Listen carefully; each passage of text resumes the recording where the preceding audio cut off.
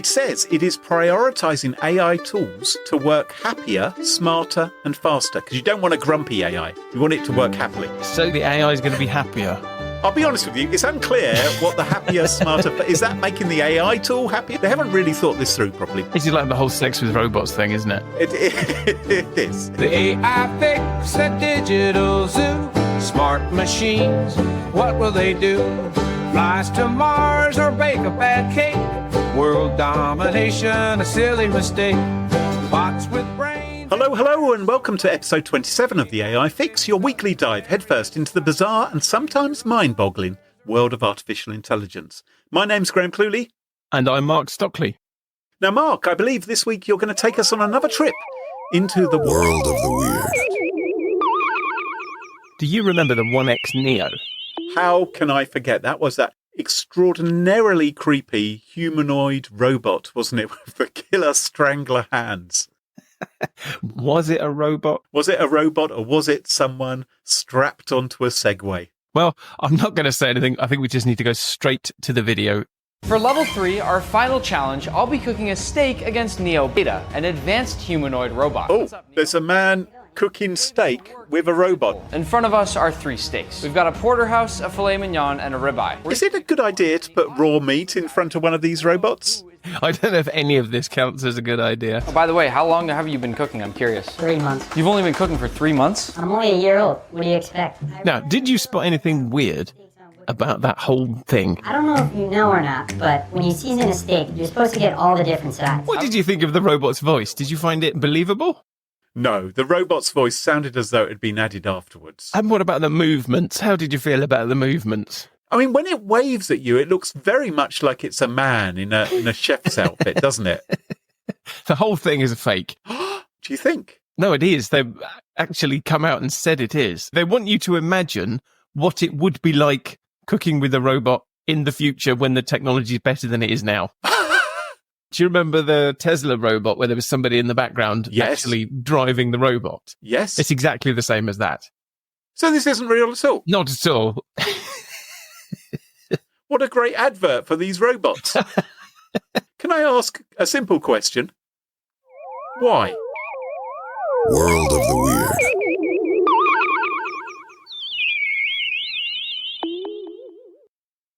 Okay, over to the newsroom. Tiny AI robot kidnaps 12 larger robots from a showroom.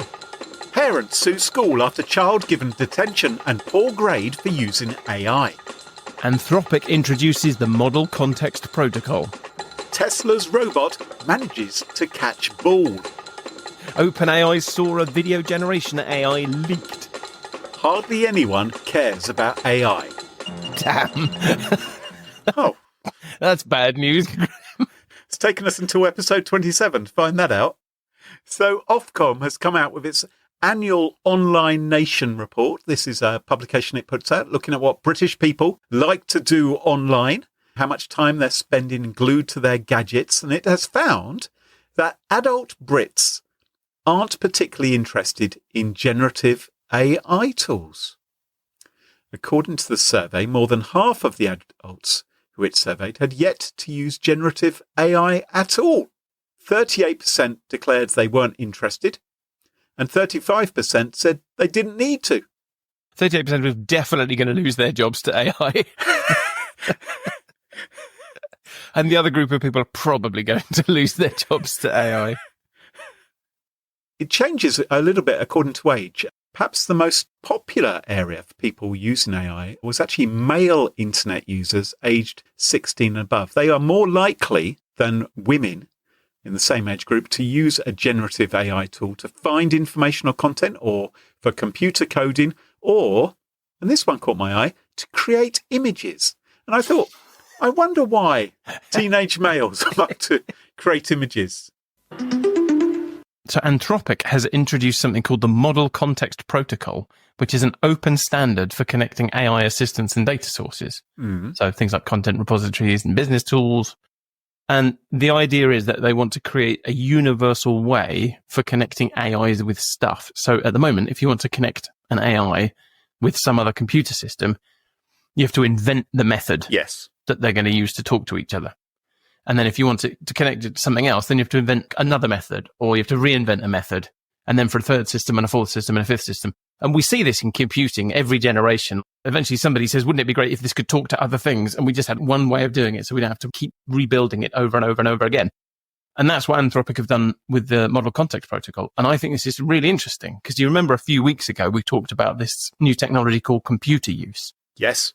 And computer use was basically teaching Anthropic how to use computer programs like Microsoft Word, where it has to interact with the interface. And it does that by counting the pixels, like the X and the Y dimensions, to work out where on the screen to click. Yeah. Yes, it's like getting out a ruler and measuring where things are and then figuring out where to put the cursor, but very, very quickly. Yes. Between the two of them, you basically come up with two different ways for an AI to control more or less any sort of computer system it might come across, or at least a large chunk of the computer systems it might come across. And this is a precursor to what we call agentic AI. So the next big jump in AI after reasoning is agentic AI. And I think that's what we're going to see an awful lot of next year. And the agentic AI is the one where you just say, go and do this task. Yeah. Go and book me a holiday. Like I want to go and stay in a hot country next year for 2 weeks at the best available price. And it goes off and it interacts with the world and it figures out all of the things that you need. And then it books it all for you. But this is going to require everyone to follow the same standard, isn't it? Everyone's going to have to build that into their products and tools so the AI can talk to it. Yes, but I think they will, because that's just the way these things have happened in the past. You don't think they're going to argue as to which standard is better for years and years? You're going to end up with two. Basically, Anthropic and OpenAI are all getting into bed with someone. Yes. Back-end computer systems probably won't have trouble supporting a couple of different standards. And then if you slap this computer use on top, you've got a fallback. It's a lovely idea, Mark, but I'm still struggling with micro USB, mini USB, USB-A, now USB-C as well. I've still got half a dozen things, which require, oh God, I've got so many bloody cables trying to connect things up. This could take years to really wash through, couldn't it? I think eventually you'll just be able to ask the AI to do it for you. Now, Jennifer Harris and her husband Dale, they are suing their son's Massachusetts high school after he was punished. He didn't do very well in a social studies project. He was given a D grade and a detention because apparently he used AI to help him. Which seems quite reasonable, not getting a good grade if you use AI to do your homework on a project. However, they argue that there was no rule in the school's handbook against using AI. I remember there wasn't a rule in my school handbook about murder. No running in the corridor, but nothing about murder. So by your logic, murder was fine. So this kid's parents, they are claiming that this detention and the D grade has caused irreparable harm to their son. I don't think so. That will ruin his chances of getting into MIT or Stanford. They are arguing that using AI isn't plagiarism. They say AI is the property of the person who generated it. I'm not sure that the law agrees with them on that. No. And isn't it the case that AI actually is a huge plagiarist itself? Because what it's done is it's read everybody else's work on the internet and just reworded it a little bit sometimes. Yes. I mean, this literally lives by plagiarism. They brought in a legal eagle, a guy called Peter Farrell. Yep. He's representing the family. He told TV news reporters there's a wide gulf of information out there that says AI isn't plagiarism. A wide gulf? Is he saying there's an absence of there's a hole of information? I bet he wished he'd put that through an AI. An absence of information that says AI isn't plagiarism. I don't think he's actually helping them very much. Anyway, they are asking the school to change their son's grade to a B- and make it clear that he didn't cheat on his paper. Good luck with that. So there's a video doing the rounds on social media of a cute little robot called Urbi.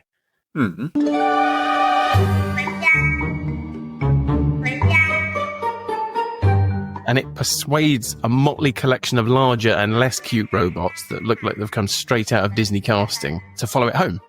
Oh, it's like a little itsy bitsy robot just crawling along the ground.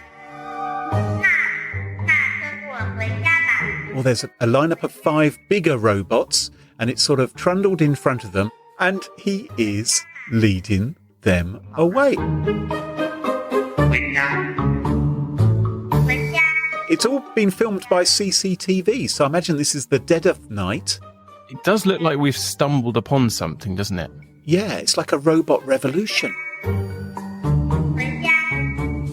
There is one small thing, though. It's all fake. Hang on. I've got a question, Mark. Yeah. Why? Now, Tesla's Optimus robot, the one which famously was uncomfortable confirming whether there was a human hiding behind the curtain doing the talking or not, it has been upgraded with a brand new hand. And it has been demonstrating some of its new capabilities. One of the new things it can do, it appears, unless this is a person in a suit, is it can catch a flying ball in real time. And they posted a video up on Twitter all about this. And I was quite impressed. Have you seen this? No, let me have a look. So there's a man in a robot suit and he catches a ball. What are you impressed by, Graham? Why do you think it's a man in a robot suit? Oh, I've spotted something weird about this. I always say, if you're going to build a robot, you should just build a robot that's got a bit of it that's too narrow to get a human into. And this thing, it's got really, really narrow hips. There's no way you could get a normal-sized human through the waist and hips of this robot. So that's very clever. But if you look at the two hands, yes, one of the hands is a very robot-y looking hand with a very narrow wrist. And the other one looks like somebody wearing a marigold glove. Oh my goodness, it does, doesn't it? It's very suspiciously close to that big wall of plants behind it. And it reminds me of the old Muppet sketch where they had Kermit sat on a sofa. And the way they did it was they had a person hiding inside the sofa and their arm just poking up out of the sofa with Kermit slotted on over the top. I think there's someone hiding in the bushes with a human arm. Does the robot walk away at any point? No, not in this video. So it is possible there is some trickery involved here. There could be some special effects to just, it could be someone in a green suit, for instance, who's been made invisible and he's been matted onto the footage. If this is indeed a Tesla Optimus robot catching a ball, I am really, really impressed, because catching a ball is something that's really easy for humans to do. At least we think it's easy. Yeah. But if you think about the mathematics involved of working out the speed of a ball going through the air, the way it may be spinning, the having to do all the cosine, tan, sine stuff, working out the algorithms, it's unbelievably complicated calculus, which your brain is doing enormously quickly in order to catch a ball. Yeah. And that's how it would be doing it. So if it is true, I'm impressed. If it isn't, I'm less impressed. Elon Musk, he's very impressed by this, and he's a really reliable source of information and trustworthy. He says that Optimus will be like having your own personal C-3PO and R2-D2. R2-D2. No, R2-D2 is what he said. Yeah, that's Gandalf's robot from Star Trek. So the latest version of OpenAI's video generation AI, Sora, was leaked on Tuesday after some of the people involved in testing it went rogue and leaked access to it on the Hugging Face website, complaining that OpenAI was art washing. You might remember Sora. Sora was the first one of these video generation AIs. And a year and a half ago, OpenAI started releasing videos onto Twitter. Yeah, right. And like 10-second long videos, which looked quite amazing, frankly. Yes. Yeah. And they said, we've got this video generation model. It's amazing, but you can't use it. No. But trust us, it's super cool. So they've obviously been working on a new version in the background. And according to these people that leaked the latest version, there are 300 or so people or organizations involved in testing this thing. And one of those groups of people decided they were going to leak it for the benefit of humanity. And they went onto Hugging Face and they wrote something that looks a bit kind of hacktivist. It does. A bit ransom note. Yeah. They said, We received access to Sora with the promise to be early testers, red teamers, and creative partners. However, we believe instead we are being lured into art washing to tell the world that Sora is a useful tool for artists. Artists are not your unpaid R&D. We are not your free bug testers, PR puppets, training data, validation tokens. So that was their gift to the world, or, well, rather, it was their gift to the world for a few hours, because all they did was leak the API, and then OpenAI went, no, you don't, and turned it off. Oh, so no one was able to download it, for instance. They were only able to access it for a short period of Exactly. time. So it's not like Llama. You can't download your own copy and then you've got Sora on your laptop. Right. You could just use the new version of Sora for a while. And the consequence of all this was that Twitter was awash with stunning videos. It seems that nobody who had access to this made a bad video, which is very odd to me. Must be very easy to use. This has got PR stunt written all over it. I think it's highly suspicious. I just don't believe that if you give something like this to the great unwashed masses, that all they do is produce things that are beautiful.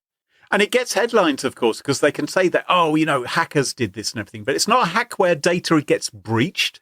Yeah. It's not a hack where any harm is done. It's just someone's service, which they've locked away from you, was for a couple of hours available for allegedly anyone to use. This is the video generation equivalent of somebody strapping on a marigold glove and pretending to be a robot catching a ball.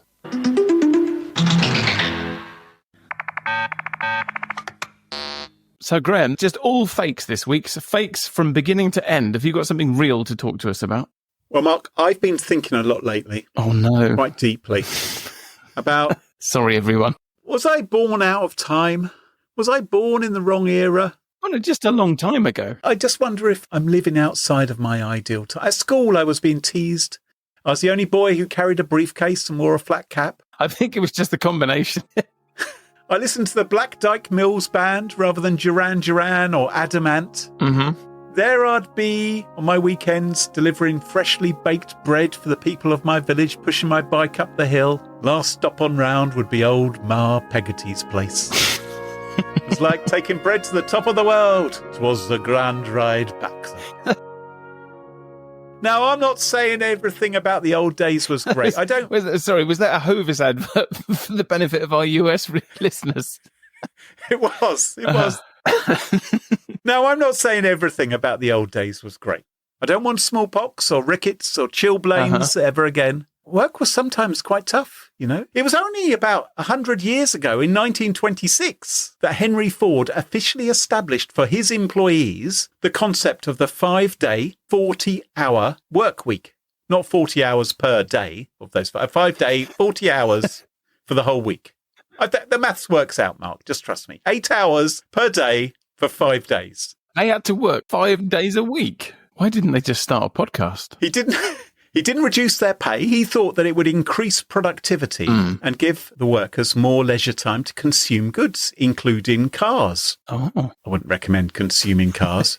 There was a French guy that used to do that, isn't there? There was. Monsieur Mange Tout, wasn't it? He ate an aeroplane once. Yeah, or a bicycle. Yeah. Or, same kind of thing, isn't it? An aeroplane bicycle, frankly.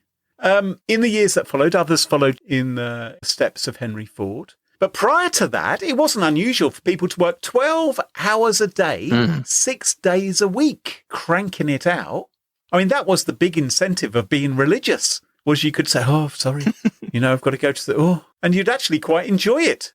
Well, there were other incentives as well, I think. Well, eternal life. That's quite an attractive proposition. Maybe. Now, studies have shown that reducing work hours can actually increase productivity. Yeah.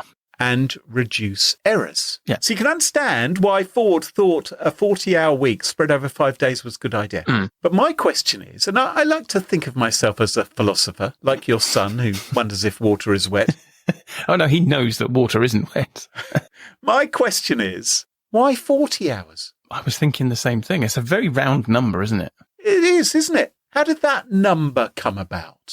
If you extend the logic to fix the economy, to raise the quality of goods, to increase productivity, we should all try different numbers and see who becomes the most productive. I will personally put my hand up and offer to do 6 hours every week. I'm Bagsy in that. That'll be me. So you're planning to work more than now. That's what you're saying. You're going to up your workload for this test.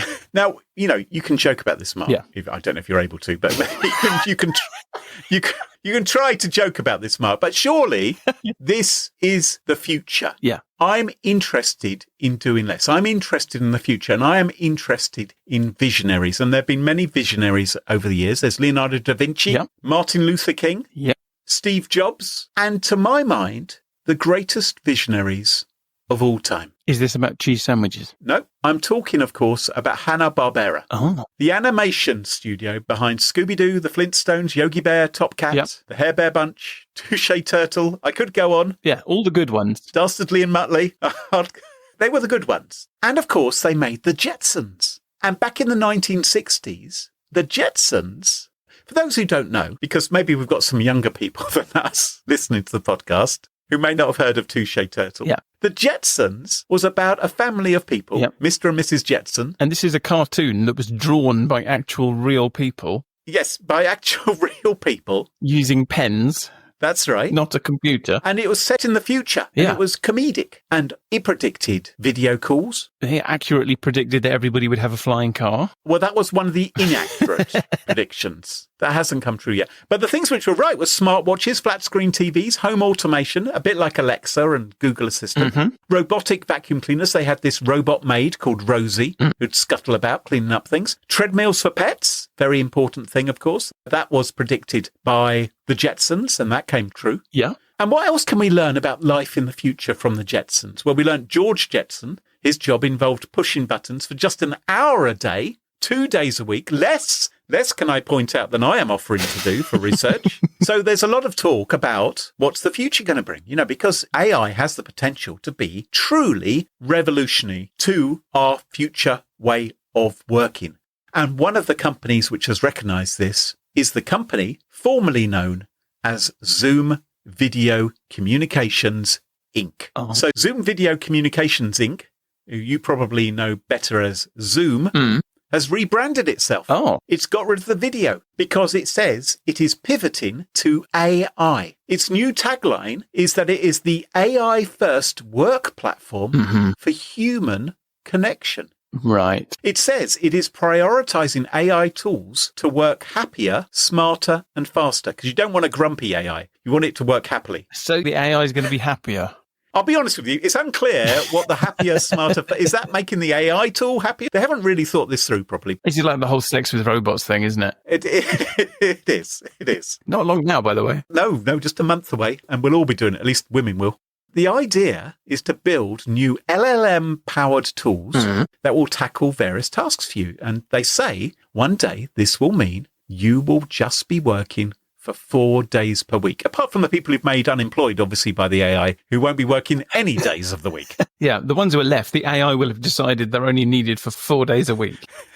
So they say their AI companion frees us up to focus on more important work and minimize time wasted on less meaningful tasks. Oh. So they will summarize meeting tasks. They will draft email responses. They will prepare you for meetings. I don't know if that means it sorts your hair out and removes the spinach from between your teeth. I wasn't aware we had to prepare for meetings. This is opening up a whole new possibility for me.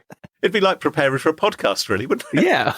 So CEO Eric Yuan, he has reiterated his vision, Right. which is to create fully customizable AI digital twins, Right. which he believes will shorten work schedules to just this 4 days a week. Now, when I hear the word twins, I don't think they're talking about Danny DeVito and Arnold Schwarzenegger. For me, the first thing which comes to mind are the twin girls from The Shining, standing at the end of the corridor.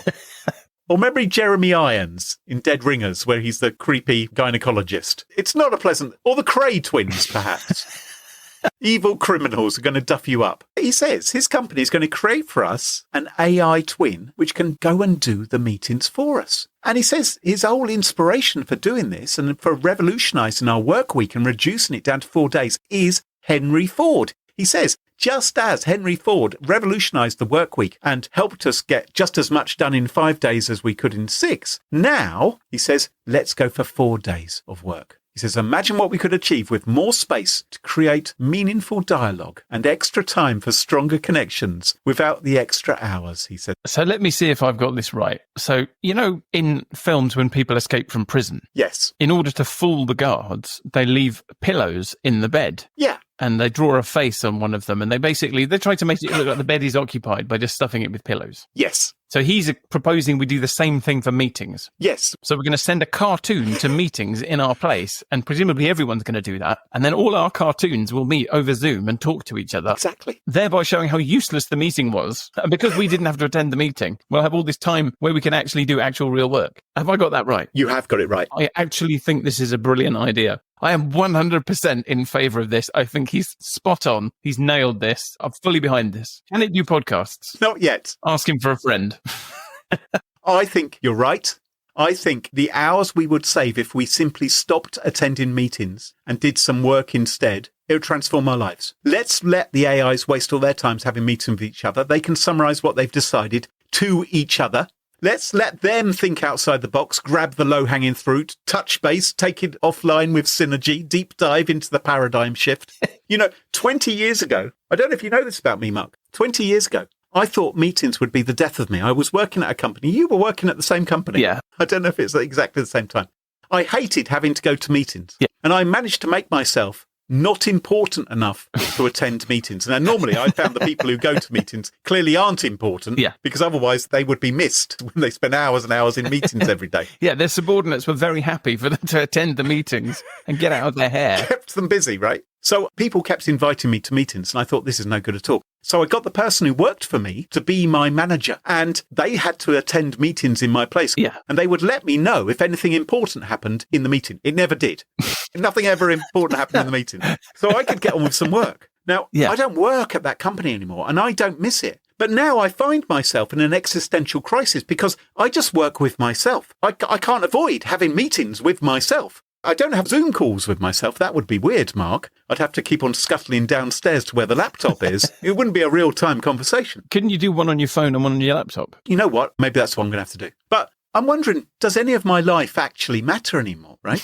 You've just begun to wonder that. What's the point? This, of all the things, this is the thing that alerted you. Okay. I churn out this podcast every week, spend hours editing it. Yeah. What's the point? What's it all for, Mark? I wonder, what is AI actually doing to make my life better? This Zoom guy says it's going to free up my life. What am I going to spend my time doing if I have more time? Do I actually want more time? So I went to an AI and I asked the AI, I said, right, what's actually important for me? So I typed in, can AI stop me from dying? 267 words later, I'll give you the summary. No, it can't. AI is not going to stop me dying. So that would have improved my life. Can AI make me happy? We know it can't make jokes. 241 words later, which included a discourse into what might be the definition of happiness anyway, it admitted that it couldn't actually do that. Yeah. And then I said, can AI make the time before I die more enjoyable? 344 words, and that was in the form of bullets. It ultimately decided that really, truly, true happiness often comes from human connection, meaningful experiences, a sense of purpose. This sounds remarkably like what the CEO of Zoom was saying. I don't know if he went and asked an AI. Well, it would certainly save time. It would save a lot of time, but I'm not sure that human connection is really having a Zoom call. But actually, you know what, Mark? What I've realised? What have you realised? I think maybe human connection is having a Zoom call. Because in the future, we're all going to be working from home, or many of us will be. And maybe the only person we speak to every day will be someone on that little rectangle in front of us. Maybe that will be my chance of human connection. Maybe that is the thing I need to embrace. Even if I'm speaking to Clippy, who's wearing a wig, or some digital AI twin of somebody else. Maybe I have to accept that is as much of a human connection as I'm going to get. So if Zoom are going to do this, all power to them. I think it's fantastic. What do you think? I think we need to think about the people whose jobs are going to be lost by this, because what you're describing about 20 years ago is essentially a situation where everybody had already decided who they were going to send into the meetings so they could get more done. It's like the Golga Frincham BR. It's like getting rid of all the phone sanitizers and the middle management and shooting them off into space because you never really needed them anyway. Yeah, and then we all die from a disease we got from a telephone. We've already decided who those people are. They're already going to the meetings for us. So we're not going to get any more time back because we've already got the time back because we're already sending them into the meetings. All we're going to do is we're going to make those people redundant and replace them with Zoom. And then what are those people going to do? Are we depriving them of their human connection? Now they've got no human connection and no job, Graham. Their working week is what? 20 minutes now. Well, you've really cheered me up. Thank you very much, Mark.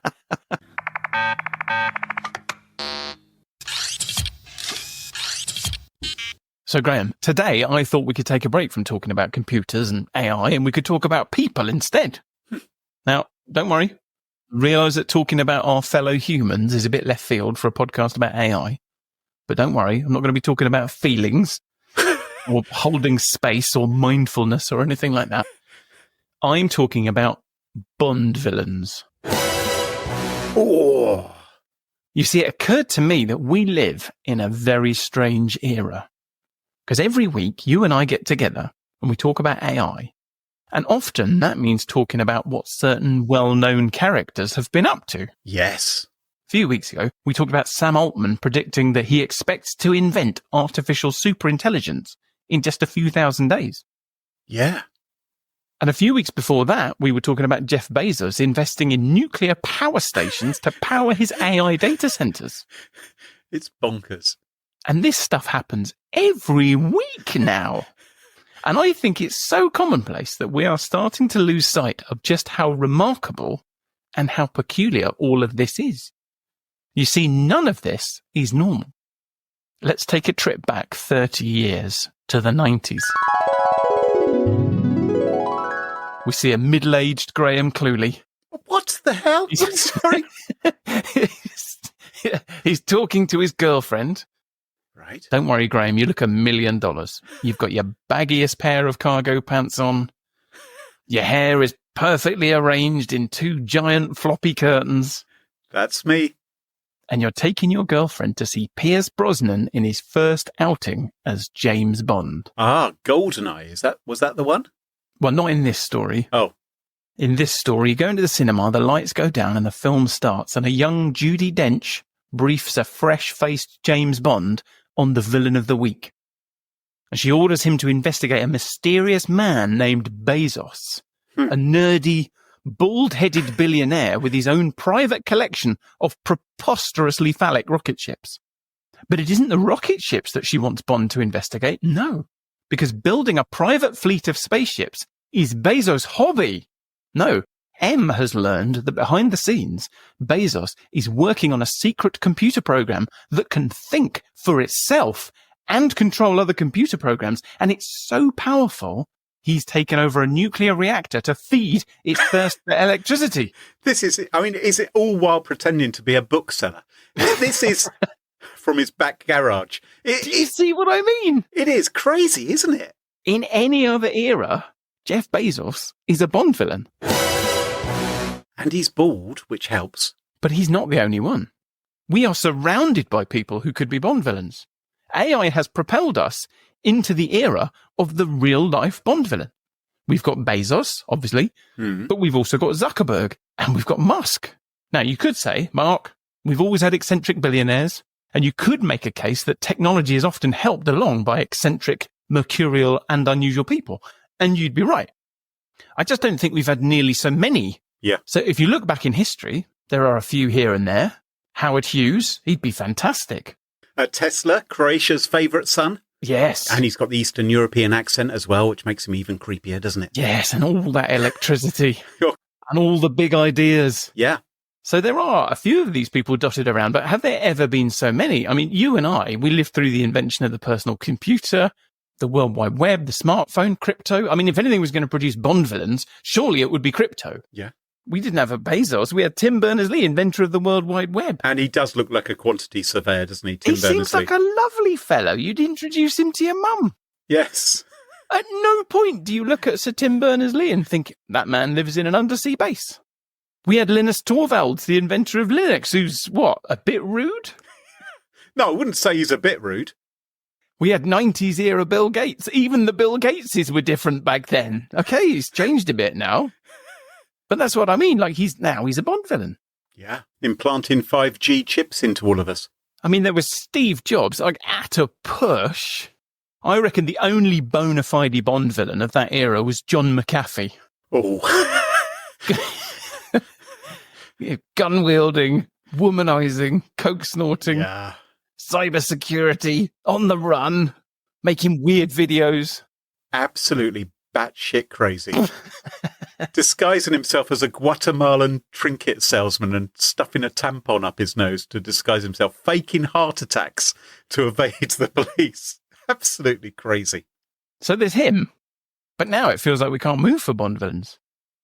I mean, if you found out tomorrow that Mark Zuckerberg had an invisible car, you wouldn't be remotely surprised, would you? Not really. No, you can imagine this. Yeah. And I think we all suspect that Jeff Bezos has got an undersea lair. And Bill Gates definitely feeds his enemies to a tank full of piranha. And I am 99% certain that Elon Musk has already got a moon base and a space laser.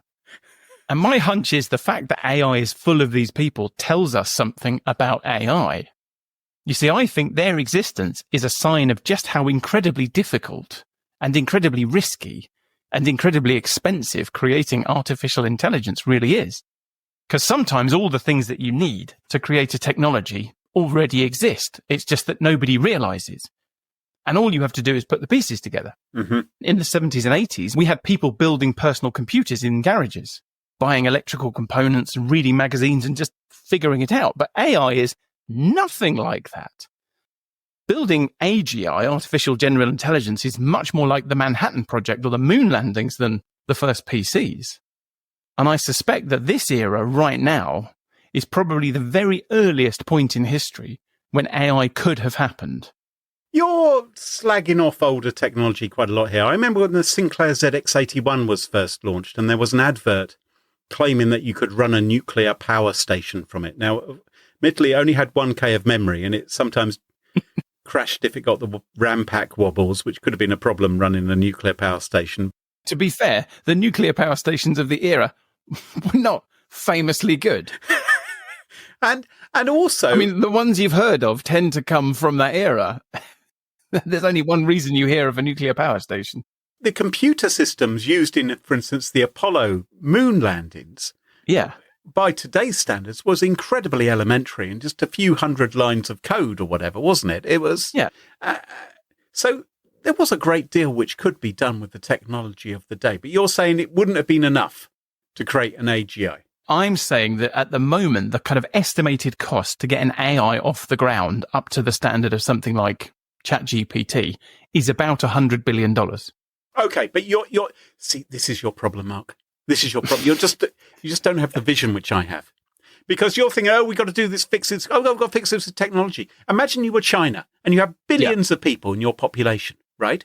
You can say, look, obviously, it's the year 1954 or whatever. We haven't got all the advanced computer technology. What we're going to do is we're going to get each one of you to be a specialist in a particular topic. And so when someone from the West wants an answer to a question, it'll come through on a bit of ticker tape to us. And we'll just Chinese whisper. That's probably what they're called, Chinese whispers. We'll whisper it to each other. I don't think they're called that anymore, Graham. Are they not? We're just whispering in the ear. Here's the question, until it goes around the population. Someone will know the answer to that question, then feed it back, and it'll get back to the West. We can charge them $500 for that. You could use labor to do a lot of these things, couldn't you? You don't need technology. Sometimes you just need a lot of people.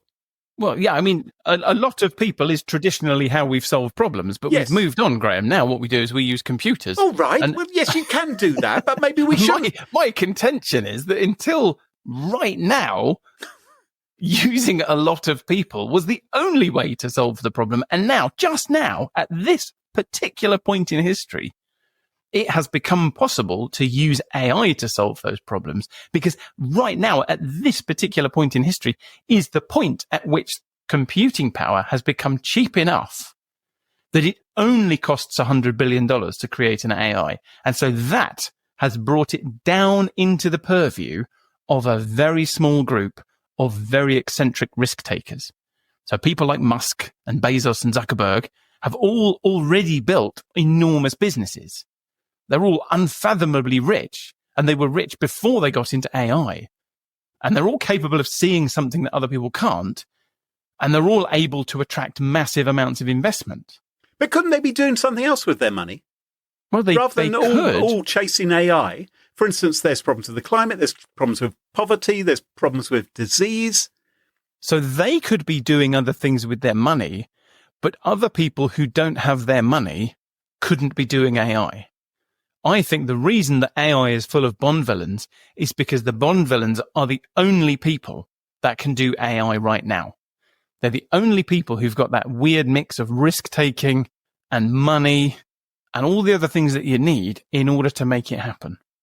It is interesting that we don't have a nationalized AI. We haven't had a country which has come out, right, we're going to create GBAI, everybody, British AI. We're going to sell it to the world. We're going to pour in some money from our country, from the taxpayer, and then we're going to charge the Johnny Foreigner an absolute fortune to use it, and we'll make us all millionaires.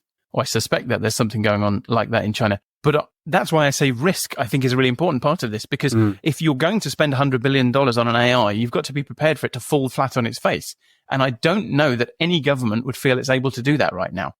And that's why it's in the hands of these strange people. But whatever the reason, here we are, we find ourselves surrounded by characters from an Ian Fleming novel. Yes. Anyway, I was looking at this and I was thinking, maybe I'm overthinking this. I thought I'd get a second opinion. So I went to ChatGPT and I said... Oh, good. I was worried you were going to ask me. Thank goodness. God forbid. Yeah. No, I went to ChatGPT and I said, what are the principal qualities of a James Bond supervillain? Ooh. And in just 698 words, it explains all the essential qualities of a supervillain. And I thought we could go through these. Oh. Because I reckon Musk, Bezos and Zuckerberg are probably the three prime candidates. Yeah. I thought we could go through these criteria and see how many of them these guys tick off. And maybe we can figure out which one is the bondiest Bond villain of them all. Excellent. So the first one is grandiose ambitions. World domination or destruction. They aim for global power, immense wealth or catastrophic chaos. Never anything modest. That's 3 out of 3. A unique appearance or quirk. Ding, ding, ding. Zuckerberg, he's had 2 completely different unique appearances and quirks, hasn't he? He has. Yeah. Intellectual prowess. Genius level intelligence. They often have advanced expertise in technology, science, finance, or strategy.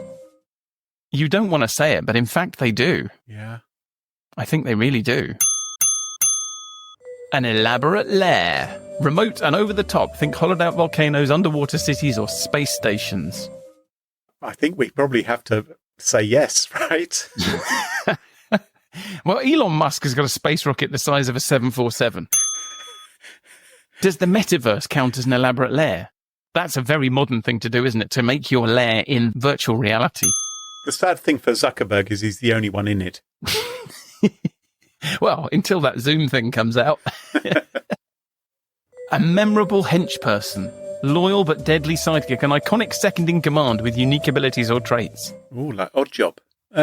Yeah. I can't. Well, Elon Musk has got Trump. Oh, yes. So I think he's in the lead there. Yeah, I don't know if...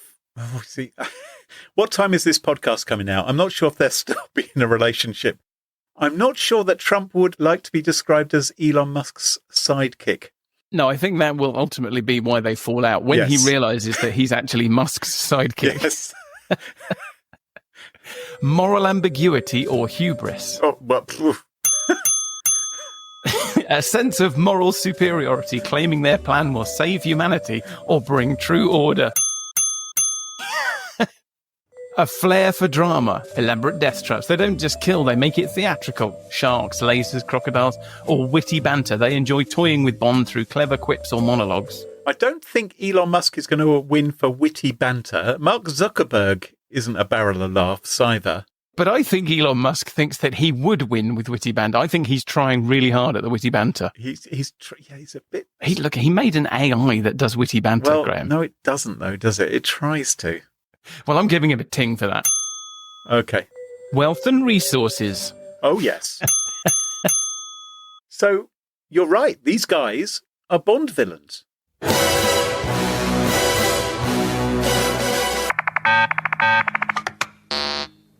Well, as the doomsday clock ticks ever closer to midnight and we move 1 week nearer to our future as pets to the AI singularity, that just about wraps up the show for this week.